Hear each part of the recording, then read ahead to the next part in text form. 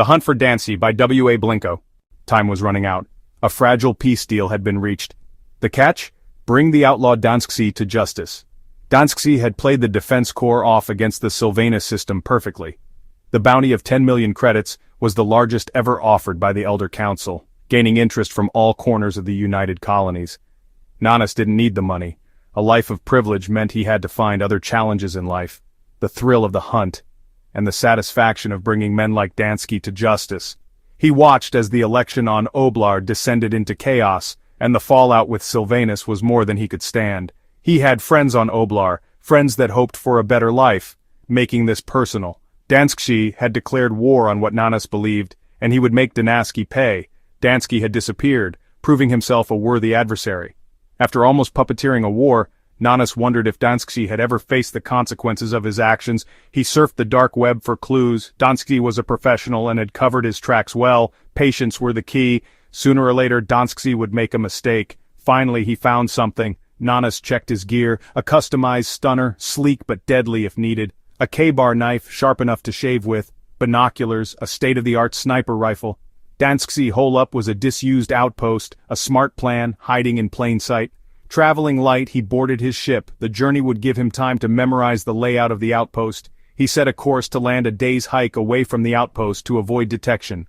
Plotting the final approach, Nanas' thoughts moved on to how he was going to make Dansksi pay. With a swift movement, Nanas disembarked his ship and prepared to march towards the outpost. With every step, he was closer to serving justice. The bounty would be halved if he killed Dansksi. Nanas smiled to himself. The paycheck was irrelevant. Nanas was wary of patrols the closer he got to Dansksi's location, but he wasn't about to give up. Nanas paused. The outpost stood out against the night sky. Grasping his binoculars one last check, it suddenly became clear that Dansksi had powerful friends. The outpost was fully covered with security cameras, motion sensors, and armed guards patrolling the perimeter. Realizing he had been given bad intel, Nanas strategized on the spot. The outpost was secure. Nanas selected his point of entry. He put his plan in place. In a prone position, Nanas selected targets through the scope of his sniper rifle and calibrated the setting.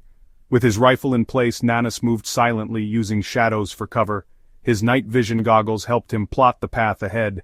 Every now and then, Nanas checked his watch, making sure it sent out an EMP disabling security cameras. With each move calculated and precise, he infiltrated the outpost, adrenaline coursing through his veins, getting closer to his prey.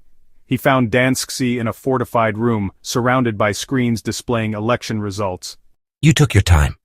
Nanas paused. Dansksi was not surprised to see him. It's over, Dansksi, he said, his voice cold and steady.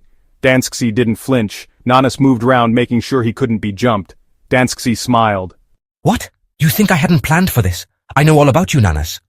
Nanas slipped the safety off his handgun and swallowed hard, keeping Dansksi in his sights.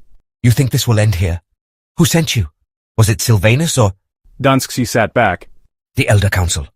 Finally, the relics from Earth have stepped up. My backers will be pleased. Enough talking, Dansksi, you're coming with me. Just as Nanas moved forward, the room went silent and dark. Gunfire erupted, the deafening sound echoing in the confined space. Nanas dived for cover, blindly returning fire. Between the gunfire, he heard Dansksi's panicked voice barking out orders. Nanas' mind to a split second deciding his next move. He had to end this now. Dansksi let out a shrill. He had been hit.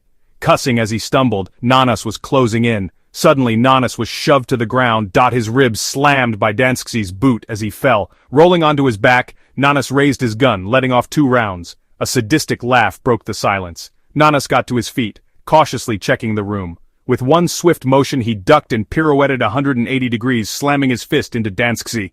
Dansksi fell back, instantly pinned down by Nanas. Rich people like you made me.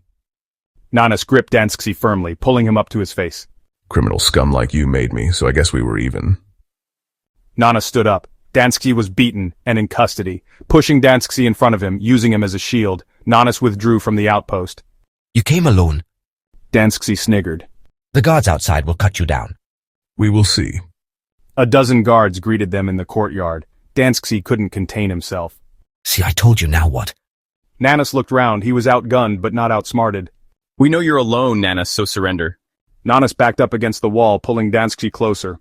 Don't just stand there, shoot. Dansksi ordered. Good idea. Nanas whispered into Dansksi's ear while clutching his pocket. The guard dropped to the ground, gunfire echoed around them. Dansksi watched in horror as his security guards were cut down before his eyes. Gripping Dansksi firmly, Nanas moved towards the exit with his prisoner.